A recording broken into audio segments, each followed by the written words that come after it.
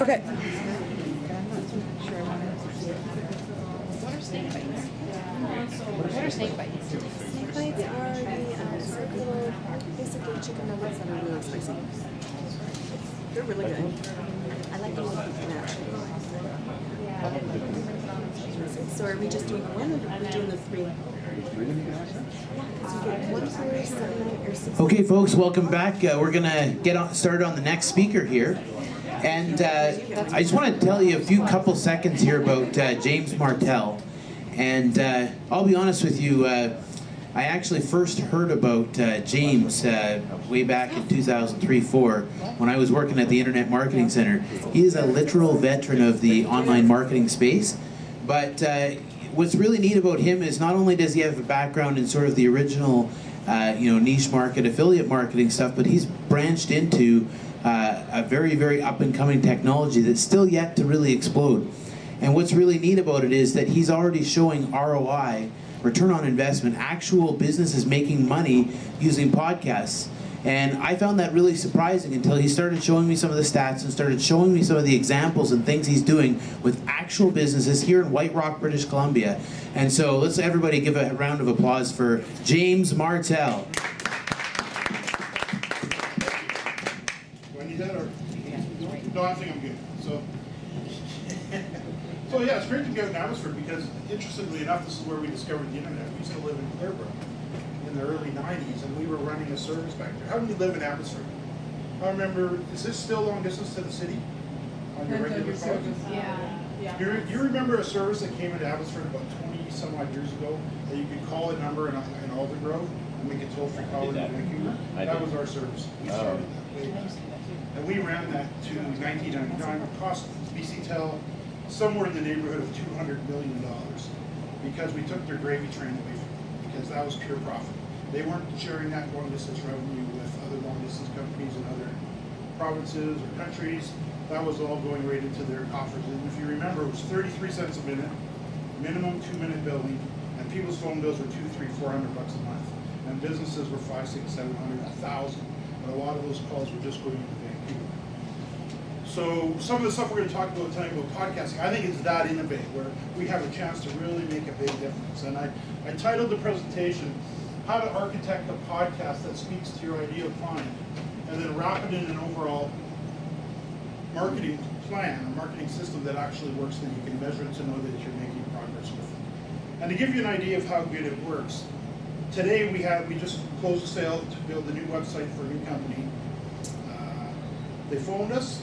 Let me rephrase this a different way. If somebody was to call you on the phone, they already know who you are, they already know what you do, they know the services that you offer, they like you, they trust you, and they're ready to do business, and they pick up the phone and call you. Do you think you'd have a pretty good chance of closing them? Yes. Would it matter where they were in the world? In a lot of cases, no, depending on the products or services that you're offering. So again, today we just closed a sale. We did one call, follow-up email this morning. We closed the sale for a $3,000 small business website in Dublin, Ireland. So it opens up the world to you in ways that I think you might be surprised.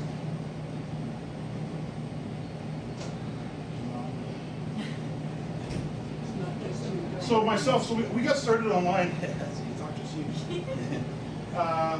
In the Abbotsford area, and it was kind of special to us because this is where we grew up our kids. We just kind of lived here. Since that time, we've moved to Abbotsford, but we've done very well in the online space. I'm a well-known speaker on internet marketing, affiliate marketing, outsourcing, SEO, podcasting. We speak all over the continent. Top 25 most influential people in the pay performance at number 14 for 2014. I've written a couple of books. I'm the founder of the School of Internet Marketing, and so on. And I think more importantly is we actually do the business. We've built some 350 websites, produced over 1,000 podcast episodes. I wrote $1 million ebook, $300,000 podcast, $70,000 for a 2-day speaking engagement. We're going to talk about 2,100% increases in subscribers, 450% increase in leads. And we've been doing it every day since 1999 when we started online, actually in Abbotsford. So in other words, we actually do this stuff.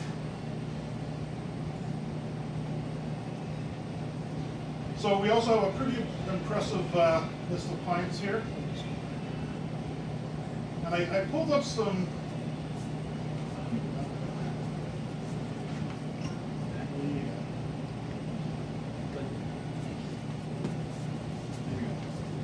Figuring it out.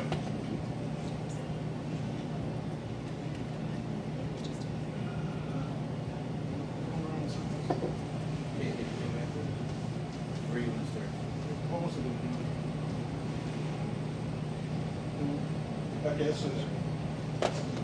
so what I did, I wanted to gather up some real case studies to share with you so you can get some ideas of what's working. You know, some of the stuff that we're doing for clients locally is some things that you can actually do on your own. This is Dr. Cale Copeland. We're going to talk about him. He's a chiropractor in Victoria. Blair Whitmarsh is a professor at Trinity, also a politician, and Dale is a funeral director. So if you don't think you can come up with a topic for a podcast that's going to attract a client, I think you'll be surprised by the time you get done. So the stuff that we're going to be talking about today really covers all industries. And one of the most favorite things I love about podcasting, I think you're the first person I ever heard that says I love paper. I love podcasting. I think it's the greatest thing that's in sliced bread.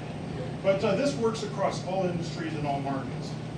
And but no matter who we're working with, we always focus on just 5 things. So we've really simplified this down, and it's the same 5 things that I'm about to share with you. So why does this matter to you? Because it's the key to virtually untapped traffic sources. I'm going to show you some places where you can pick up traffic online for free if you have a podcast. It enables you to get unstuck and focus on what matters instead of shiny objects. Interesting thing that I found about small businesses and the internet, they're not happy with it. This has really thrown a monkey wrench into their plans. When Yellow Pages worked, when newspapers worked, when the various coupon books and all the little marketing strategies that they had worked, they were pretty happy with the way things were going. Now things have changed, and most small businesses have not survived very well with this online shift. So it also allows you to declare independence from the gun to the head business relationships. Now what we mean by that is if you're relying on affiliate marketers or if you're relying all of your traffic from Google, this will actually help you solve that problem. Because if you're relying on traffic from one source, you're probably going to run into some problems. It allows you to work in multiple markets, so again, this works across the board, and it allows you to position yourself as the go-to expert in your marketplace. And when we talk about a podcast or a podcast blueprint, we're not talking about an individual audio show. And let me ask you a question. How many are familiar with what a podcast is? About half the room? So a podcast is really just a series of audios, usually on a topic. There's a podcast that was just launched in the US. It's called Serial. You may want to have a look at it. It's the fastest growing podcast.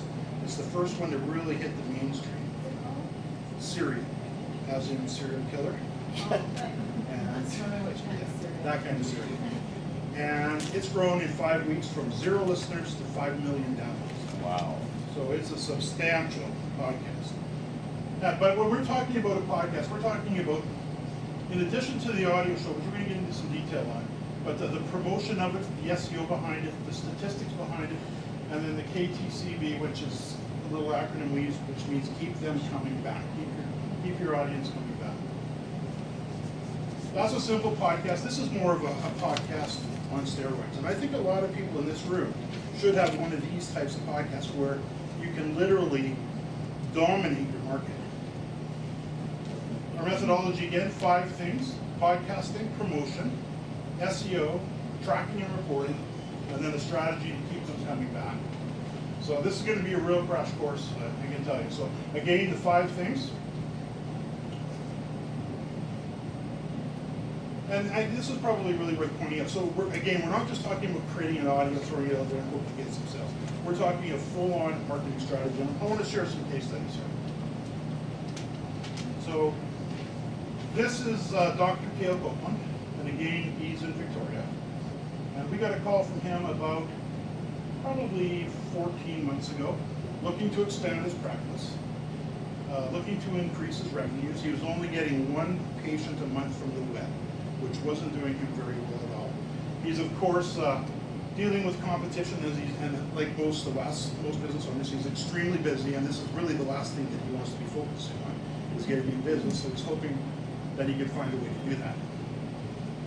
So in his particular case, we added a podcast to give Dr. Copeland a voice to build credibility and trust. We got him to give Google a big hug because there seems to be a real hate relationship with Google with a lot of small business owners these days. We did a little cleanup on some SEO, and then we developed a strategy to increase his reviews. So we'll talk about that in a minute.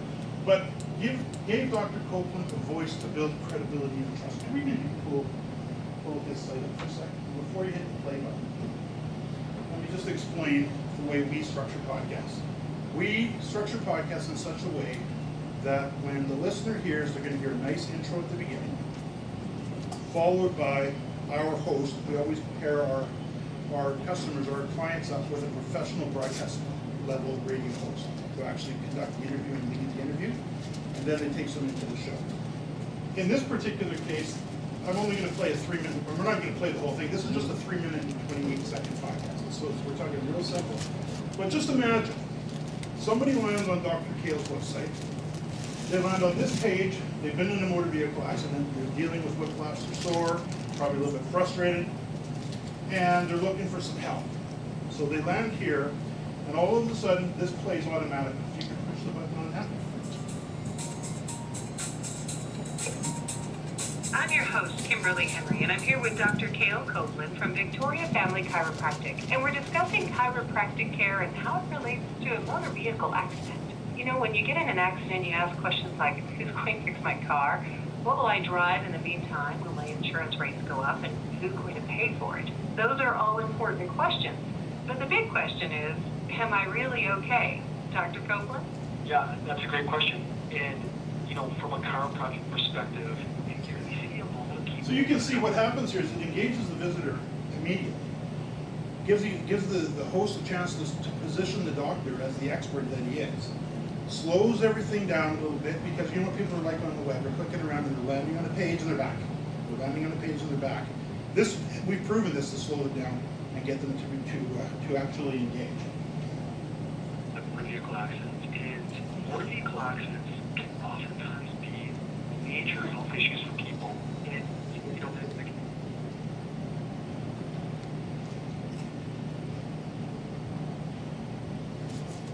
So what that actually resulted in, so historically 1 new patient a month. By the time we were done today, it's 18 new patients per month. And it's been going for over a year now. And an increase, just in the first month alone, over 1,700% increase in patients. So we went from 1 patient a month to now 18. Another quick one here, Blair Whitmarsh. First time running as a candidate for Township Council in Langley. And he had no online presence at all, nothing online at all. Needed a strategy to be able to connect with voters fast, because we know how quick the elections come. We don't have 2 years to ramp up for this. And he had 24 other competitors vying for his seat. So historically, again, running first time as a candidate. Last month he won. So he's now a councillor in Township of Langley. So what we did is we created a podcast for Blair to again give him a voice. Because I actually wouldn't know how to run an internet business if I couldn't talk to my audience. I've been podcasting for full time for 11 years. It's kind of become part of what we do. But it gives people a voice to be able to hear you, and you get a chance to talk with them. So we created a website for Blair to tell his story as well, share his vision, and developed a little bit of a social media strategy. And if we could pull up Blair's there. This one you're going to hear a full intro at the beginning of this episode. There's a series of episodes, but at the beginning of every episode, we play the same intro. And it really does set the tone for the show. And remember, he's competing with other politicians or other wannabe politicians or existing ones. And we need a way to differentiate him from those other people. Okay.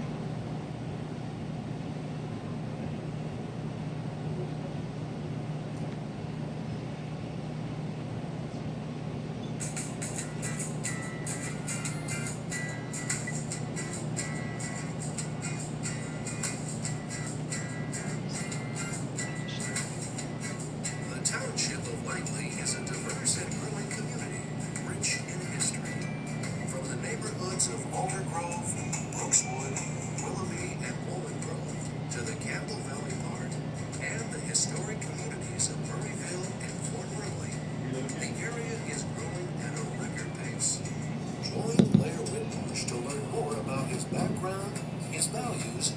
what he wants to accomplish as a member of council for the township of Langley.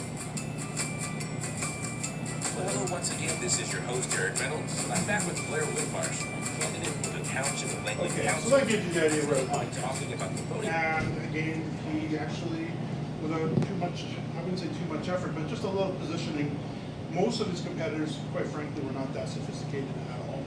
Some of them were commenting, where is this guy getting his money to do this? Who's funding you? And actually, he funded himself, and it really wasn't that expensive. And he won.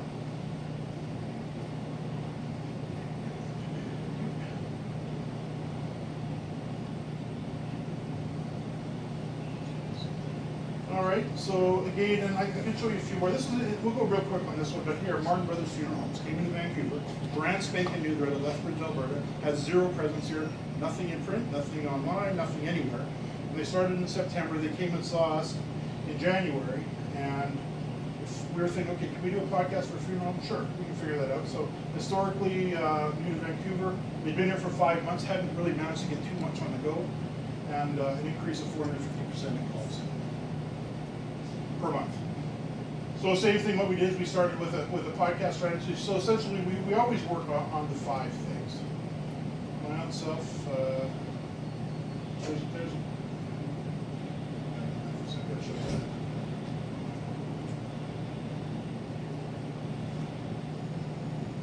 it's green, that's a blue card. But that's why maybe they put it around in 2005. I can attribute that to the podcast. So got to write my own testimonial. So gain the 5 things. So let's get into podcasting real quick. So podcasting, it begins with some goals. What do you want to accomplish? Are you looking to attract? I've got a great little checklist for you that I'm happy to send to you. But what are you looking to? Increase traffic? Are you looking to establish yourself as an expert? Are you looking to generate leads and customers? Build brand loyalty, credibility, and trust? Are you looking to further develop relationships with existing customers? And you're so right on when you say customer businesses are sitting on gold mines that have existing client lists that are not engaging. Expand your online footprint to include the podcasting directories. Consistent SEO-friendly sticky content for your site. Set yourself apart from your competitors and increase sales and revenue. So again, that's what we did with Kale.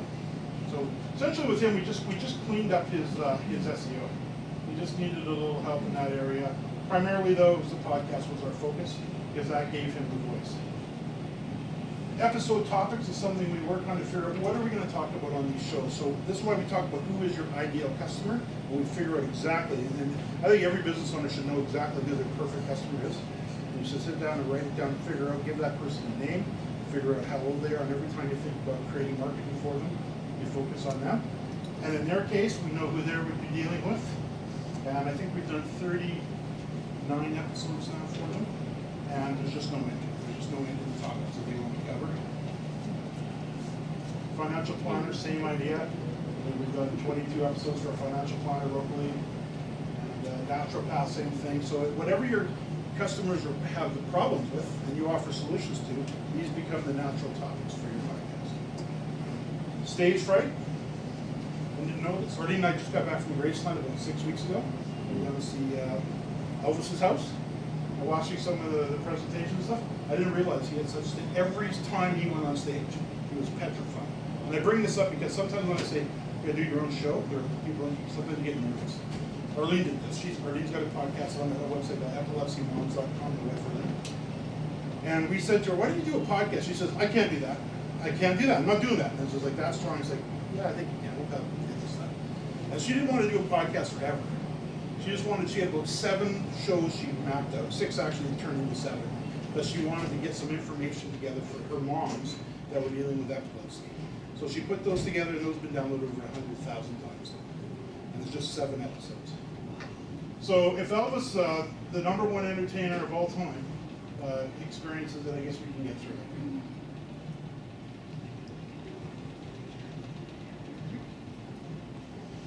Format for a show is simply how often.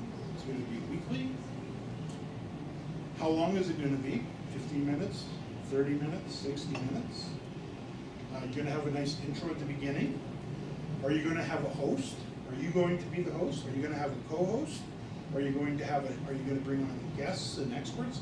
which I love under the promotions in a moment, because that's where we build our traffic. Brand is basically the artwork that goes along with the show. And of course, you can tie it all back to your website, your social media. So with Blair, we happen to put the whole package together for him, with brochures and everything. Podcast is front and center. And with the podcasting directories, which we'll talk about in a moment, you can really establish your brand. And then the show notes. And the reason I bring up the show notes is because they can be optimized to rank locally. So if you're producing a podcast and you take your time to develop a great show notes to go with it that describes what's in the episode, and you optimize a little bit for SEO, and you publish it on your site, you've got a great chance to rank. And then if you get into the steady rhythm of maybe a weekly show, over time, you can really establish yourself.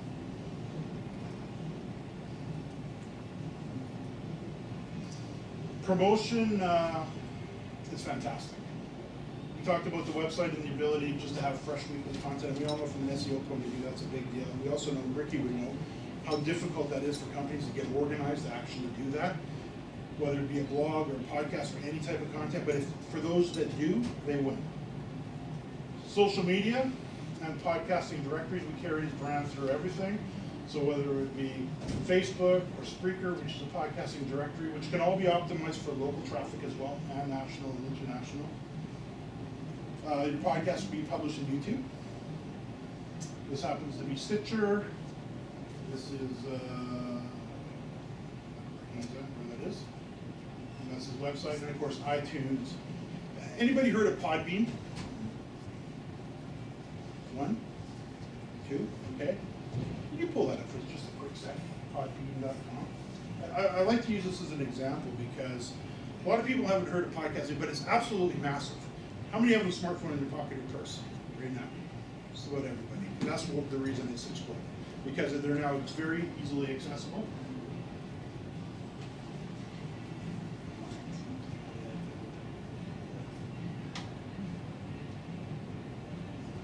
All right, so scroll up. We're done just a little bit, just half an inch. There you go. So here's a website most people have never heard of. How many podcasts are on that site? How many episodes? 2.5 million. Downloaded 4.2 billion times. So there is an audience out there waiting for your show. Perfect, thank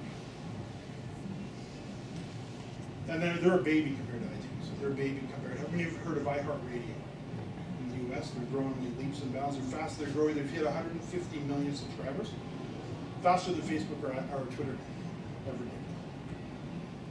Advantages of SEO from a podcasting point of view. On-site is pretty obvious, where you just make sure you've created a great site and then you've got your keywords on the page.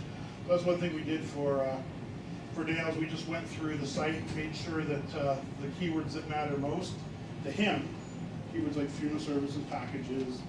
If you go through it, you'll find it. They're very lightly put in there. Mark Brothers Funeral Chapels, and so on. We actually just rewrote it slightly for him. Had him approve. He said, "This, I wrote this." So the adjustment was so slight.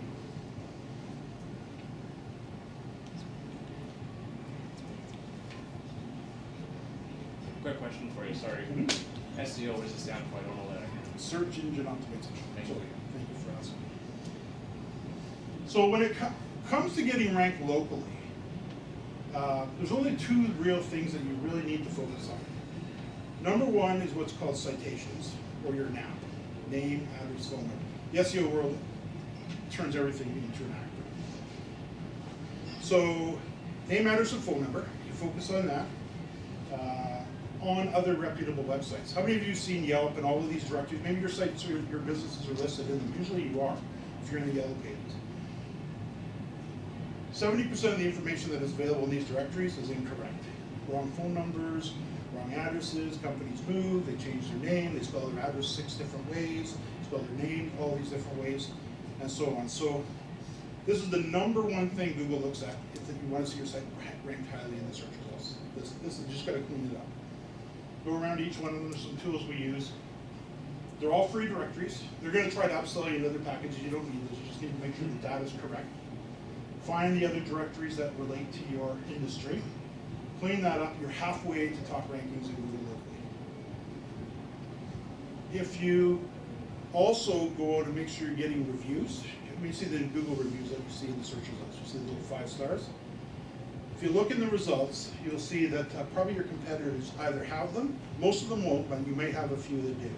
You just need to get out ahead of them. With Kale, he didn't have any reviews, although he should have, but his competitor had a bunch. So we just outdid his competitor. So this is actually a flyer we give to all clients, and if you guys would like a flyer, if you have a local business you want to see ranked and you want to have a flyer you can give to your clients and your customers to leave you a review, they can do it in 3 minutes following those instructions. Just let our email should make sure you get that. Stats. Another thing with podcasting is there's an assumption you can't track a podcast. I guarantee you, I've been tracking everything to do with the internet personally in my own business for 15 years. Anything I needed to track in SEO world in the traditional internet, you can track in podcasts. This is actually Kale's SEO report on kind of the sidebar here. You can see how he's grown, and I attribute this to just cleaning up the content and then focusing on making sure we are steadily adding his podcast and keeping things clean. You can see here, this is the Google local results, number 2, number 1, number 1, number 1, number 3, not found, number 1, number 1, number 1. This is as of today. That's him for the Google natural results, so these are both free. Number 2, number 1, number 1, number 2, 2, 1, 1, 2, 1. That's why he's seeing 4 to 5 new customers a week through his door. So keep that in mind, citations and reviews. That's all you need to just put a big star beside that. If you've got staff members, get them involved in getting that happening. If you need that little flyer, just let our email go send it to Apple. A couple more final things to podcast listeners. You can tell how many people have listened, how long they've listened, when they bailed on the show, if they took an action, if they didn't, all the things you want to normally track. We track newsletter subscribers, and we also track social media.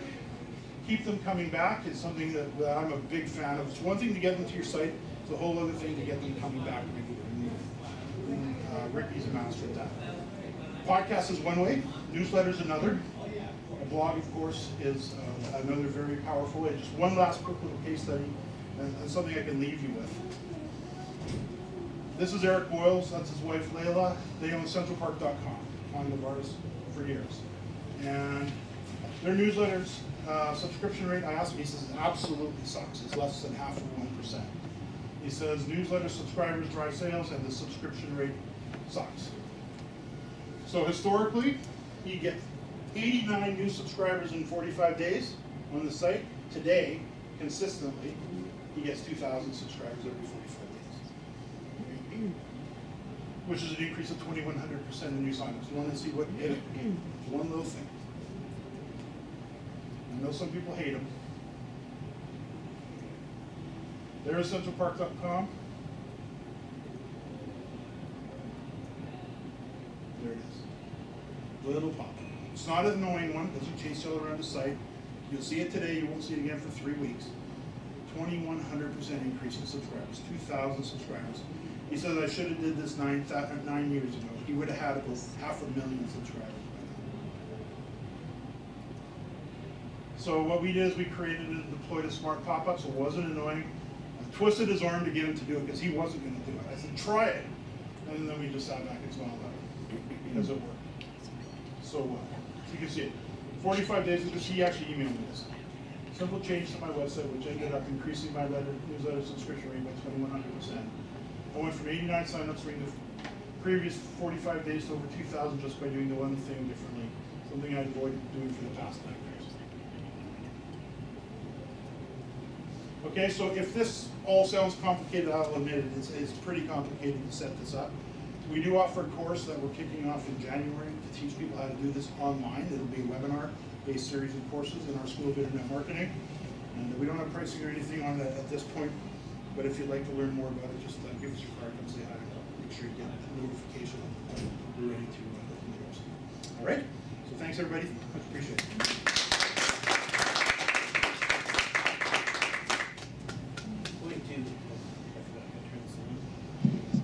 Okay, so in a few seconds here, I'm just going to spend 5 or 10 minutes on some, what do they call it, foundational stuff, and we can wrap up and have a bit of networking time here.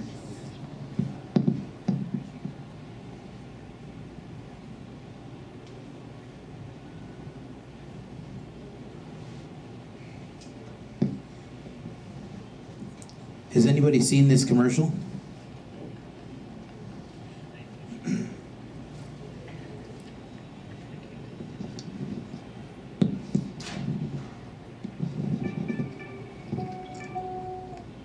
Peter, come take a look at this.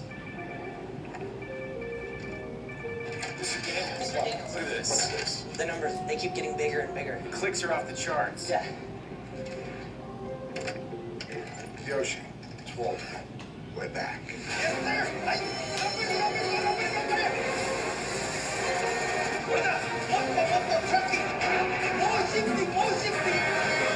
need more trees, I'll get you more trees. Hey, take a look at Woodpole. Everything you got to do right now.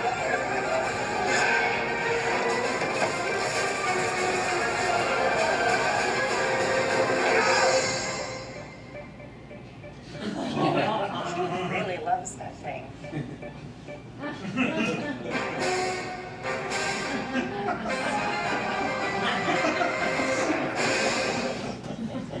So obviously it's really important to actually know what's going on in your marketing plan. For real. Secure play, there we go. Now I get to take some of my own medicine with that mouse thing. Yeah, here we go. So as I mentioned before, there's a bunch of things that have been driving me nuts for years in terms of what makes marketing work. And we all know that, it's features and benefits, it's selling something people want, it's, my personal favorite thing lately has been cause marketing. I try and make everything that somebody sells a cause. Whether it be, podcasting and getting your message out there, whether it be, direct mail, whether it be, not having your identity stolen, or being a dad blogger and being a renegade out there, making sure that dads have all the access to the resources, or in my case with the email marketing servers and making sure everybody hits the inbox. But the truth is that we all have this sort of special kind of contribution that we make to the world, and in our own special way. And so the truth is that the real challenge is that every once in a while, even with all these great things, the perfect foundation and everything, that there are certain elements that, if they're not there, will make the whole thing fall apart. And there's this famous guy, I don't know if you've heard of this book called The Science of Influence by Robert B. Cialdini, but I've become a little obsessed with his stuff. I'm not going to spend a ton of time on it, but just a few seconds on it, because if every business did these 6 things and did these 6 things well, every single business would be able to influence people. And influence, it sounds like a bad thing, but there's actually this fine line between persuasion and manipulation. Manipulation is bad. Persuasion is a good thing, especially if you're convincing somebody to lose weight, or convincing them to be a better dad, or a better business owner, or better at protecting their identity, or better at giving gratitude, or all those things. That makes persuasion a good thing. I always say that, persuasion's a really bad thing until you see that guy on the bridge and he's about to jump. Now, if you can persuade really well, it might not be a bad thing, right? Because you'll be able to save that guy's family from some heartache. So, long story short, I like to use persuasion to sell really good quality things. And anyway, what if you could build instant trust with people online, cold web page, they land on this thing, they've never heard of you before in the world, and they land on this page and they instantly trust you. So, I'm just going to use this mouse button here. So here are those things. So the long story short here is that obviously the most important thing, obviously is these elements. So social proof, authority. I'll just go through these and explain how they work. But the first thing that I usually try and do is I try and give something away with reciprocity. And what that means is that if I give something of incredible value to somebody, or several things of incredible value on the front end, like they sign up, they get this, opt-in thing or whatever, then obviously, what do they call that? After that, anything I ask them to do, they have this sort of overwhelming sense of guilt. Like if you think of that, person who's bought you 2 or 3, lunches in a row at a nice fancy restaurant or something. But the trick is, most people do this, they give away something really awesome on their website in return for an email address, but how many people actually make sure that people actually consume it. How many people send a follow-up email saying, did you like that stuff on page 13? That was pretty awesome, right? And actually force people to go back and look and make sure they've gotten advantage of it, or taken advantage of it. Another thing is scarcity. We know for a fact that if there's very limited quantities of something, human beings place more value on it. So that literally means that, that's the reason why Chevy Cavaliers are worth 10 grand and why a Ferrari is worth $200,000 is because there's only a handful of them made every year. So if we have a package or an offer or a limited time thing, whether it be lead generation and you're trying to get them into a program and for a limited period of time you're going to give them something great, or whether it be a special offer, special package, or whatever, if we make it so that they have to take action with a certain period of time, or only so many people are going to get this first initial group or package, obviously scarcity comes into effect. That's why the Elvis-shaped potato chips go for so much money on eBay. Scarcity. So, social proof. If you drive into a small town in the middle of the night, and there's 2 cars at one restaurant, there's 18 cars at the other restaurant, right? You get this overwhelming sense that they must know something you don't know, so we all go over to the restaurant that's got the 18 cars, right? So we know that if you put a like button on your webpage or on your lander, and it says that 800 people have already liked this, then your brain's automatically going to assume that you must have to like it too because everybody else thinks it's great. Now the funny thing is, I'll tell you a little secret. When you make a like button, you can choose where that like juice is going. You can put the link you're liking. So if you put it as your fan page rather than to the page they're on right now, right, it'll automatically start with a count of however many fans you have, right? So you can make your landers have social proof, okay? Consistency, okay? So how many people here want their business to do better next year? Awesome. See, now here's the funny thing. If I tell you one tip that's going to make your business do awesome next year, your brain's going to go, well, you already promised that next year you want to do that. So now it's consistency. You already said that. So if you put a little tick box on your opt-in box that says, something that you want them to affirm, like, for Ricky, if you said, next year I'm going to blog more, and then they opt in and they have a little tick box, I promise to blog more next year. Now when I start talking blogging tips, well, you already promised you were going to blog more next year. So now I'm sending these tips, and you promised that. So human brains are weird that way. Authority. Authority is really crazy because if you have these, certificates on the wall, that say, you've got a degree in such and such or whatever, there's these certain things that if we see somebody wearing, a lab smock or a nice shirt, all these different things that, glasses or whatever, that attribute us to being an authority in that space. Maybe we've got certain training or whatever.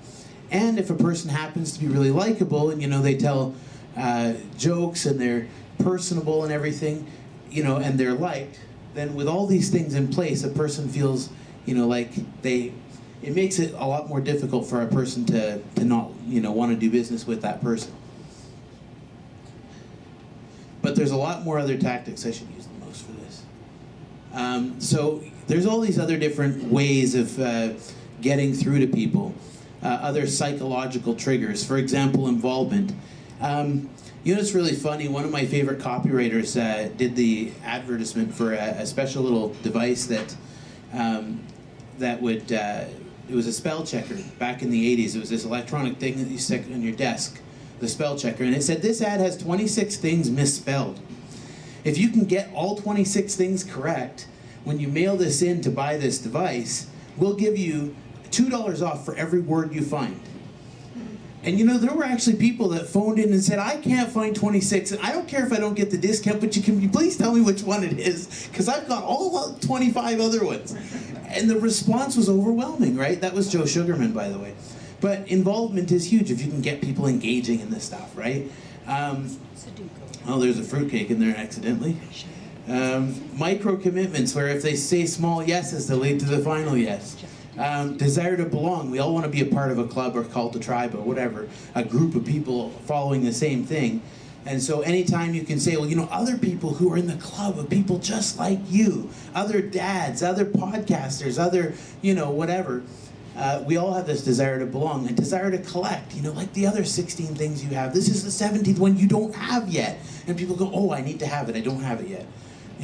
Storytelling. I mean, if you can tell a really great story, about something, that makes a huge difference as well. Familiarity, the more you sense you've seen something before, if you can sell hope.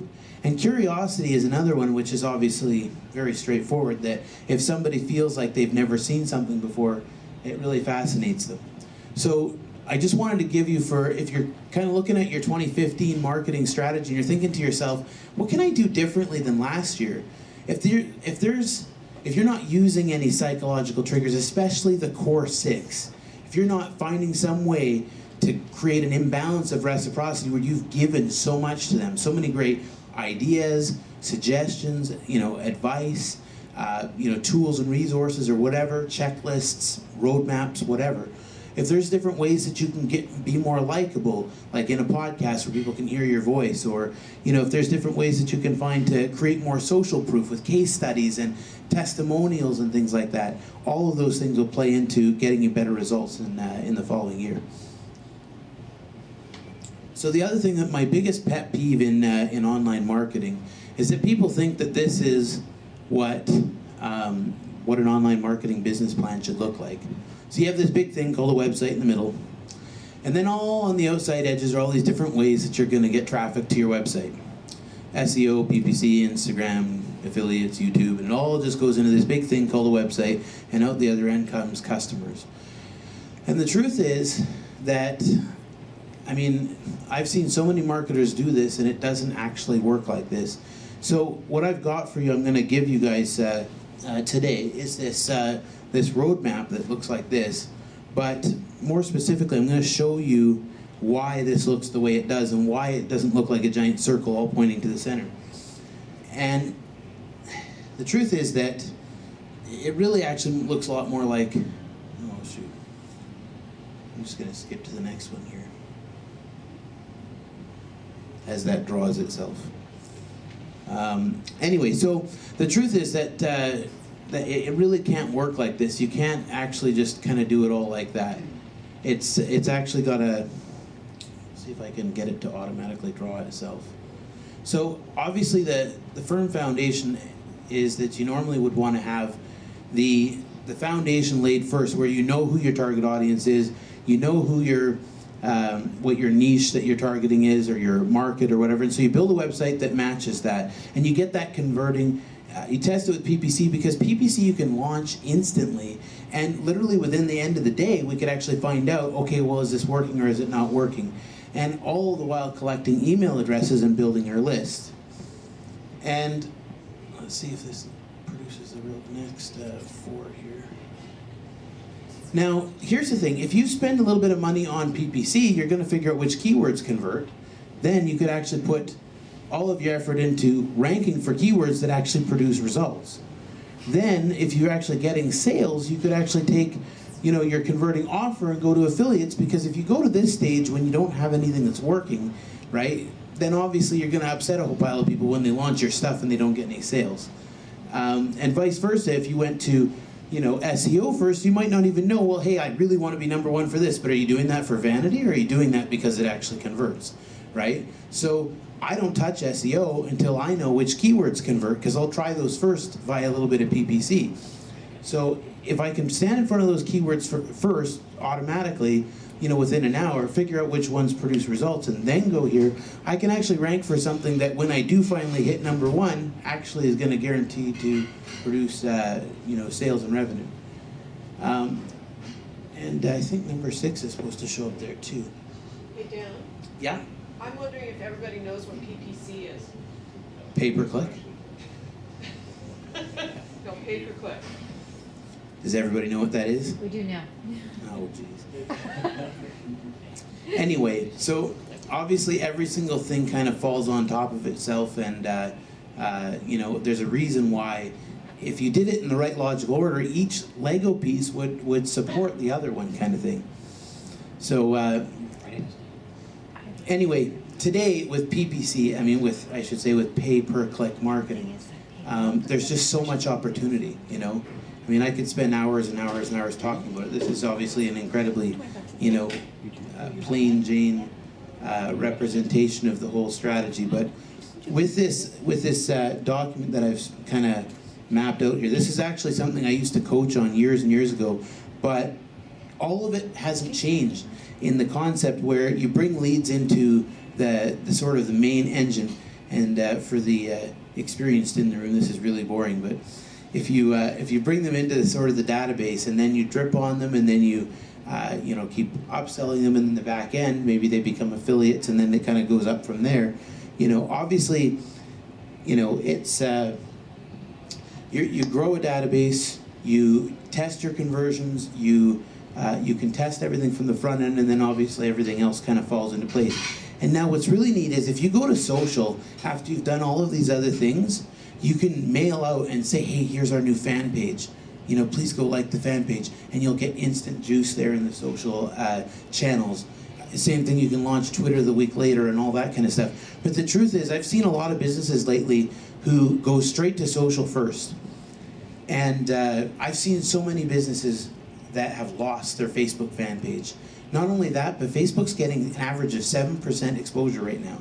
So if you don't boost the post, 7% of your fans, and it doesn't matter if you're Coca-Cola or or whatever, you're going to see very little exposure to your fans.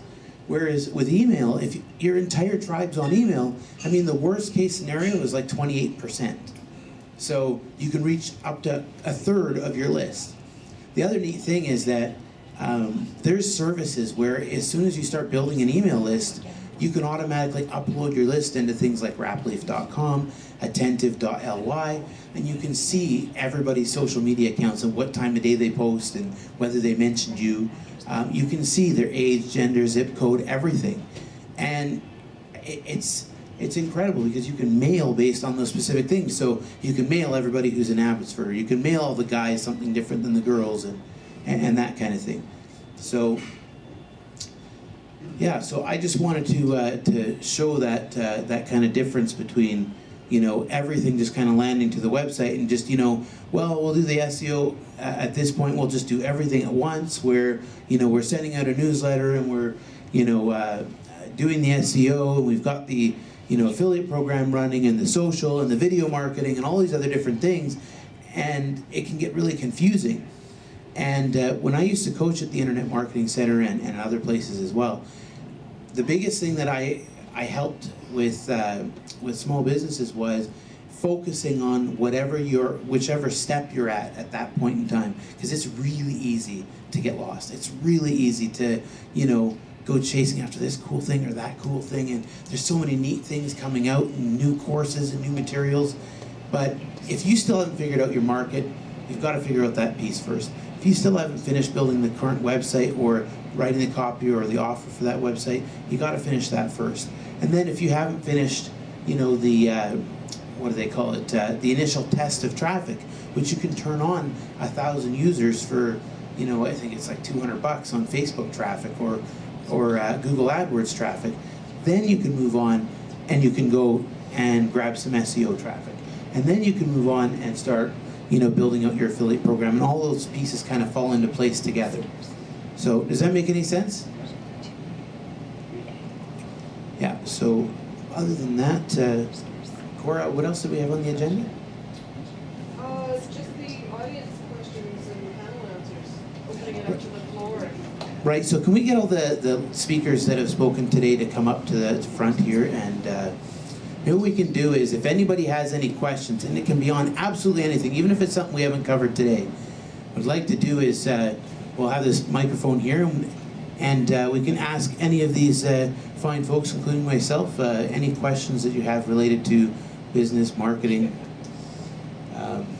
hopefully any of those related. Even use your own business as an example of something that you would like to explore.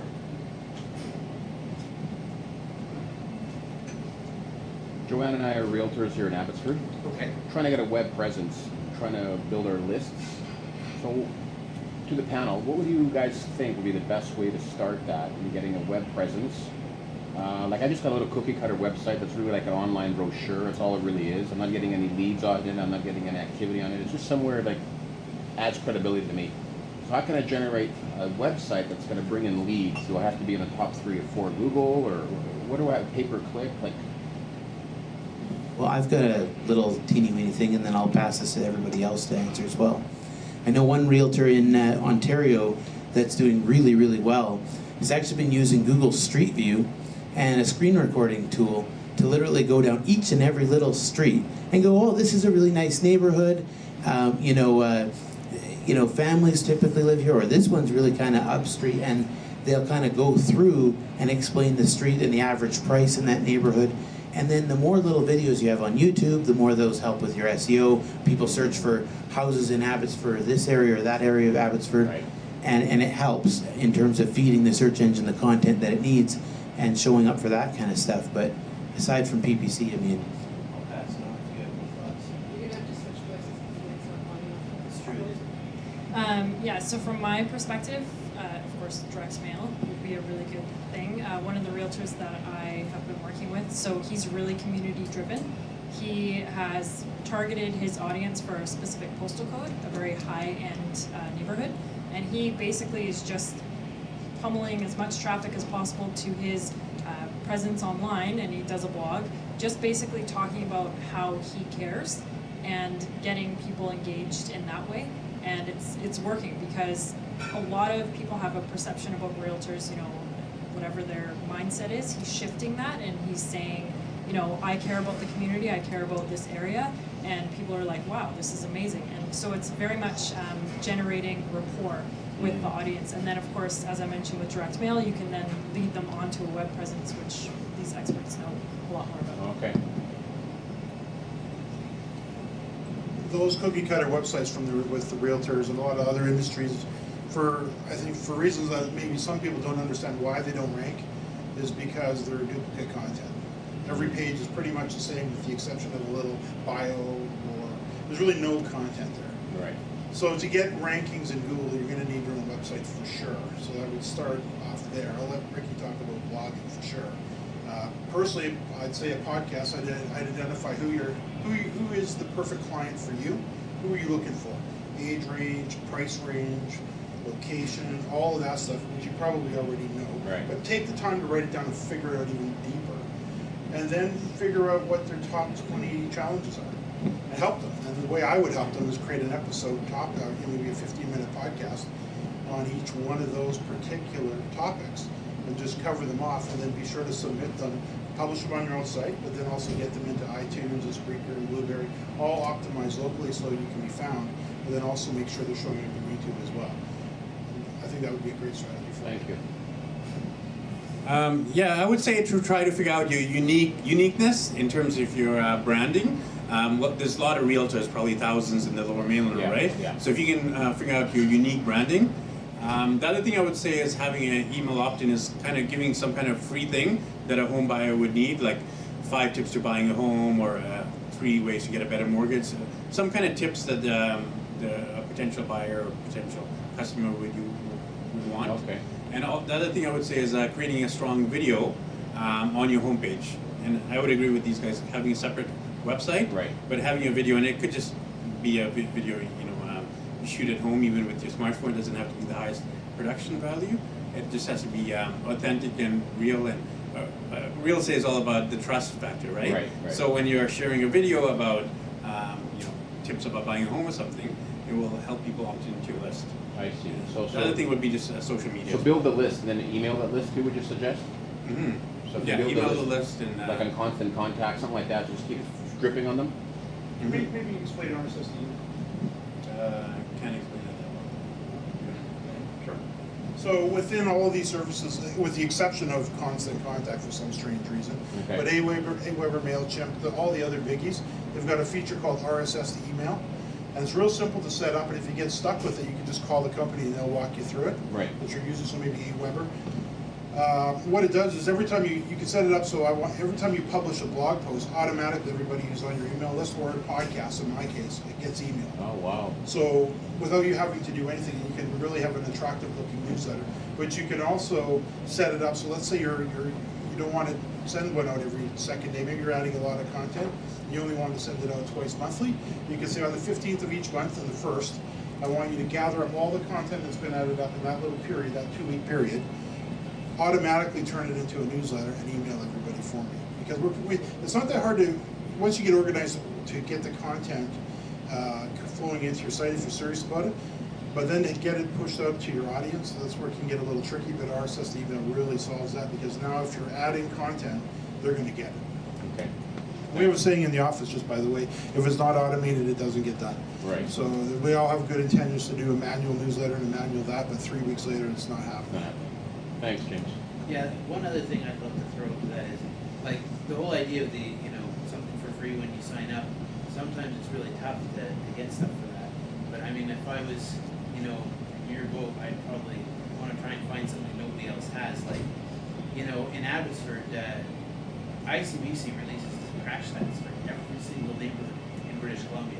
You could easily put a report together and say, do you know where the safest place in Abbotsford to live is? The least amount of crashes are here. And you can put a little report together, and people would probably fall over themselves to get that free report for their email address.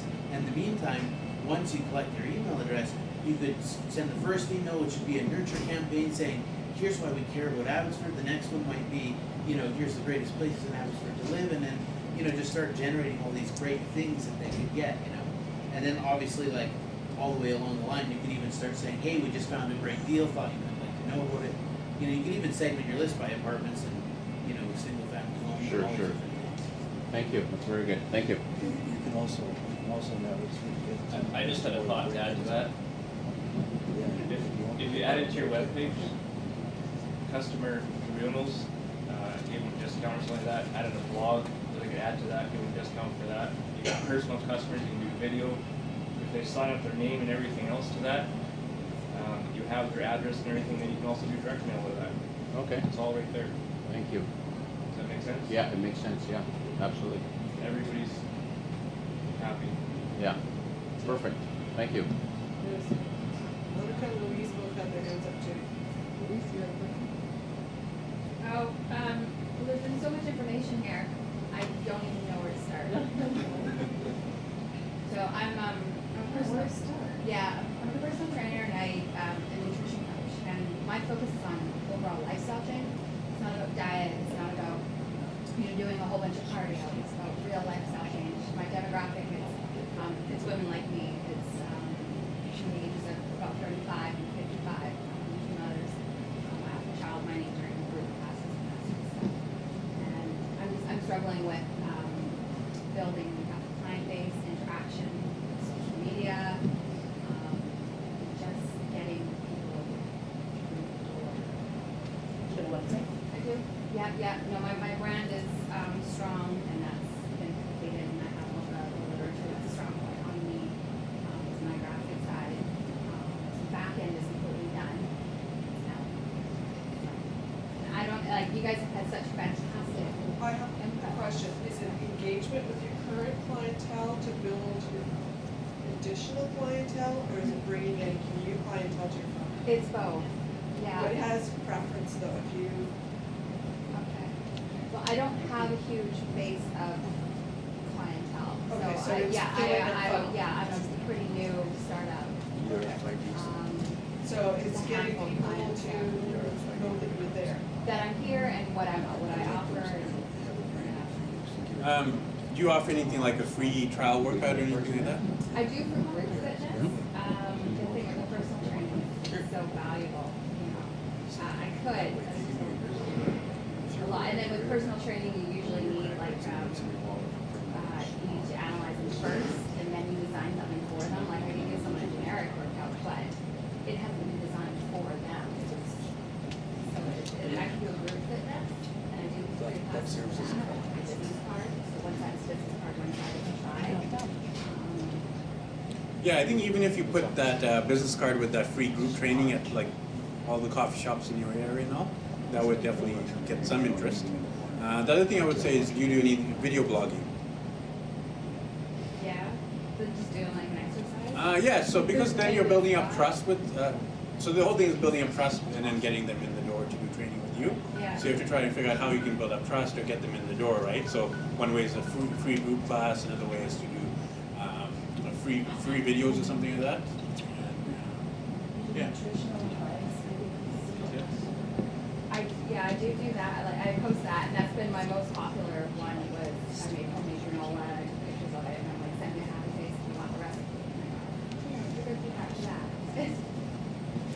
couple things that one thing that I learned this year, if I was to say the number one thing that I learned this year, and I learned it from Ryan Dice, 29-year-old guy to 30 million in sales online in 3 years, 29 years old. He said, when you're doing your marketing, proof trumps everything. And lead with proof. So, and I changed some of my presentations around. I usually have proof in my presentations, but it's usually way at the back. It's way at the back. He says it's got to be first, not a little bit in, it's the first thing, because proof trumps everything. So like before and after pictures or testimonials? Yeah, like showing them what, okay, here's where it was, here's where it is now. And prove it, like really, really prove it. And then the other thing I learned is what they call a lead magnet online, an opt-in offer, an incentive to get that visitor to subscribe to your list. I've always been way over the top on it. If you go to my site, jamesmartell.com, and you subscribe to my podcast, you'll get a 90-page ebook that took me like 3 weeks to write, and it was professional, blah, blah, blah, blah, blah. Ryan's stuff is like a page. One page, really valuable, needs to be able to be consumed in 5 minutes or less. It's got to serve a need of that visitor right now that will solve it when they get it, and it'll take them 5 minutes to consume it. And I thought that was brilliant, both of those. Need of the visitor right now. I was just going to say, basically getting your story, right? Really engaging with your story, your unique selling proposition. I mean, there's obviously personal trainers everywhere. What you do, like you're just talking to when I sat down, the passion that you have for what you do translates. So if you can get yourself in front of your clientele, you can even guide them into a package. So if you have, let's say, an assessment that you do, then guide them into like a three-time package. Because what happens with personal training is, you know, you do one session, the person doesn't see results, they're like, oh, damn it, right? You want to guide them. They're looking to you for advice because you're the expert. So if they say, you know, this is my goals and this is what you guys go through in the assessment, then say, okay, based on what we talked about, this is what I give, and then don't be afraid to ask for the sale. Don't be afraid to close. Definitely be educational. I mean, just value, as my colleagues here have said. Definitely just going in and sharing knowledge. The more you share, the more people are going to come to you. You're going to become the authority in the industry, and then you're going to get a name for yourself, right? Whatever your branding is, people are going to say, oh, just like Ricky with the daddy blogger, they're just going to know that. They're going to coin that term for you, and you're going to be the person that stands out. So. I don't know how relevant this is, but I felt like my head wants to say it, so we'll see how it goes. But, you know, one of the weird things about this stuff is people feel weird about doing videos and podcasts. Like they think that either A, they're going to give away all their content, they'll have nothing else to say, or B, they feel like, you know, they're going to give away all this information and, you know, nobody will find it useful or it won't translate to sales. But the weird thing is, if you look at Homes on Homes, you know, that TV show, Shell Buzzy, if you're old enough to remember This Old House with, what's his name there? The point is that, with Bob Vila, the point is that those guys gave away everything, and their books still sell, because nobody wrote down everything, right? And the weird thing is that people don't buy things for logical reasons. They buy them for emotional reasons. So when they feel that connection, when you tell that story of that mom or that, you know, person who came to you who is struggling, and you tell about the gut-wrenching pain and the struggle and the frustration and the heartache and the gut-wrench that went through to get them to this state, and you tell about that emotional thing, right? Then they can justify with the logical reason afterwards, oh, and she's not a bad price, and we'll see results soon enough, but they're going to want to hear the emotional part first, right? So if you lead with that in your videos, in your podcasts, in your blog, you know, and all those things, even in your direct mail, you're gonna see like huge results that way, right? So. And repetition is critical. Actually, Daniel, may I add to that? If I may, on my Facebook page, I give out a lot of free content, tips and stuff. I mean, when I do my live events, they recognize those tips as being a sample from the books that I sell, so then they just buy the books to get more of it. It's exactly what he just said. Wow. Yeah, and it's the same with our podcast. We've done 360 odd episodes. We don't hold anything back. We've done it for 11 years, and I don't think it's ever hurt our sales. is I can show you hundreds of examples where it turned into sales, where people, I know they even had the handbook, and then they would take the boot camp, then they would join the coaching. So it's just kind of, as long as we're just helping them and focus on making them get their goals. And then the other thing on podcasting, if I may just add one more little thing for it doesn't have to be a big complicated thing to do a podcast. If you have a conference line, there's a conference service that we've used for years called AccuConference. It's out of the US. It costs 10 cents a minute per side, so per caller. So if you wanted to interview one of your friends or customers and get that passion coming through in a natural conversation, just get on that. They'll give you an 800 number to call into, and you'll hear this call is being recorded. You guys have a little conversation, kind of structure it a little bit, have the conversation. At the end of it, you hang up. 5 minutes later, you log into the back end of AccuConference, and there's that little MP3. Give it to somebody at Elance or Fiverr and have them edit it. You guys familiar with Fiverr? Yes. Fiverr, so it's how is it? F-I-V-E-R-R?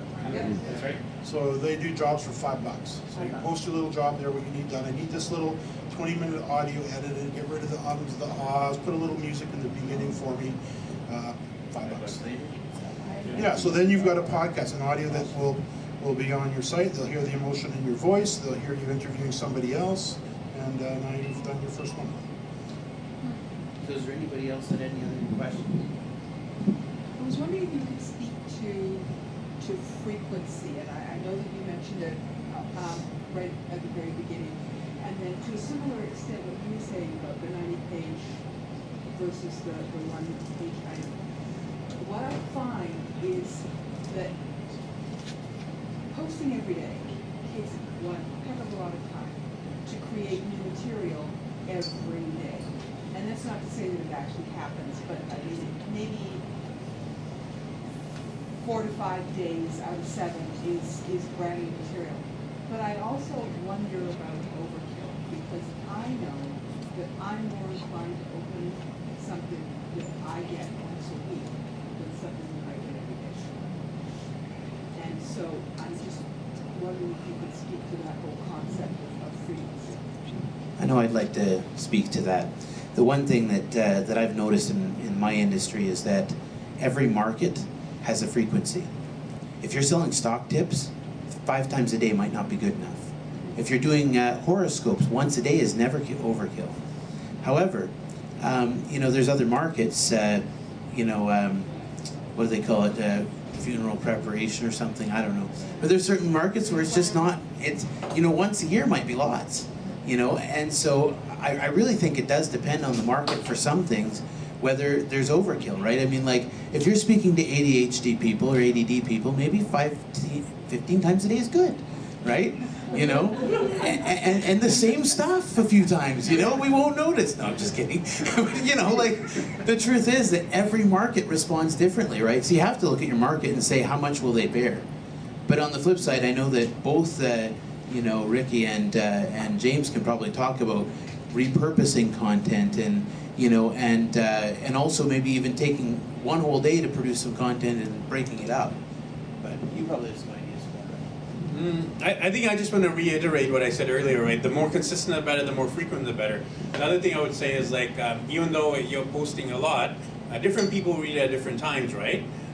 So you're going to reach different people, even though you're posting a lot. You might not reach the same people all the time. And also at different times of day. But I would say at least if you have something weekly, and also something regular, like I said, the first Friday or the first Monday or something like that. What are the best days to send it out? There's all these theories around that. Some people say that, but typically on weekends, probably people don't want to be involved in the business area side of things. Monday, people say that their inboxes are full, so maybe not Monday. Friday, people are thinking about the weekend already, so Tuesday to Wednesday, possibly. Yeah. And if you check your Google Analytics, so you know who's there, who's at your site, and how much you're converting, some days is a good day for you, so I know more people have posted. And I think it's really something to point out too is the quality of the content, how well you're connecting with that reader. If you've got stuff that's sizzling on their mind every day, they're going to come back over and over and over and over and over again. Sometimes though we fall into the trap of thinking we need to create content because we said we're going to do it every day. That's not that good. Meanwhile, if we might be better off to say, okay, I'm going to do 1 post or 2 posts a week and they're going to be awesome. So instead of doing Monday to Friday. Let's just do Friday and make sure it's a real winner. And I know in the podcasting world though, the listeners are kind of binge listeners. They get into, they're in their car or they listen. I got a post on Facebook today. I'm enjoying your podcast, learning a lot, going back and listening to the older ones. Should I start at number 1? And it's like, no. That was 2003. So sorry, all I said to him was, no, just take it easy, slow down, relax. So even in that context, you don't want to feed them with a fire hose either. So maybe. What I was going to say is, Ricky mentioned about having your blog, your website on WordPress. So WordPress is amazing because, first of all, you can customize your themes very easily. So if you ever need to give your website a facelift, it's super easy. The other part of it is, if you're posting, let's say you have a lot of time on a Sunday, you can do all your blog posts that day and do a scheduled posting. So it'll say, it'll post on a Tuesday or Thursday. You can basically future date it. And it's awesome for that because, you get busy on Tuesdays, Wednesdays, Thursdays, whatever it is. You may not be able to post that day. You can get everything done, and then the system will take care of it for you. There's all these different features out there. Like, for example, for Facebook, you can do what's called network blogs. So there's little, spiders, basically, crawling your website, and then they look at your feed, and then they post for you, right? So the more you can automate the process, the better, because you don't have time. You are supposed to be working on your business rather than in your business, and that's what you want to get to. Any other questions? Do you have any questions? Okay. That's it? So I guess then, network, talk to each other, share cards. Thank you.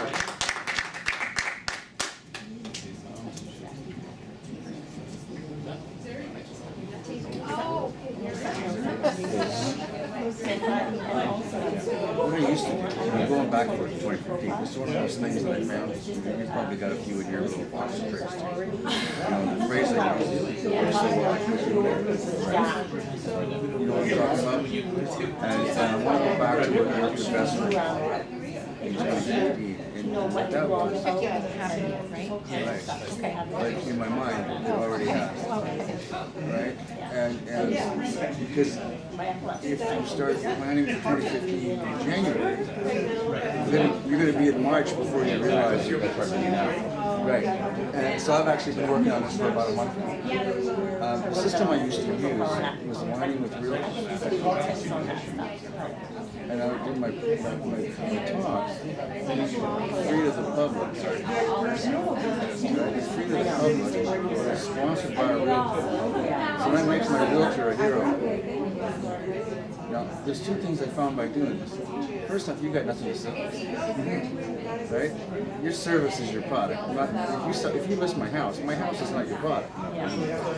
You're the product because it's the service that you perform, right? So now I can do this as a non-commercial event, which now lets me go on and get the newspapers to write an article. It gets the, and it's only because of what I do. It's my topic is unique. What do you do besides the car thing? That's one of my products. But what I do, what I'm known for, is teaching people prevention techniques on That's your service. Yeah. And so, and I've written some books on the subject of non-resident nonsense. And I got a couple more coming out. One of them, which you'll be interested in, is mortgage fraud and it's huge. It's huge. Okay? A lot of people think no, it's not huge at all. It's nothing, just, because we have torrents of all the nonsense. But anyway, going back to this. So what I was able to do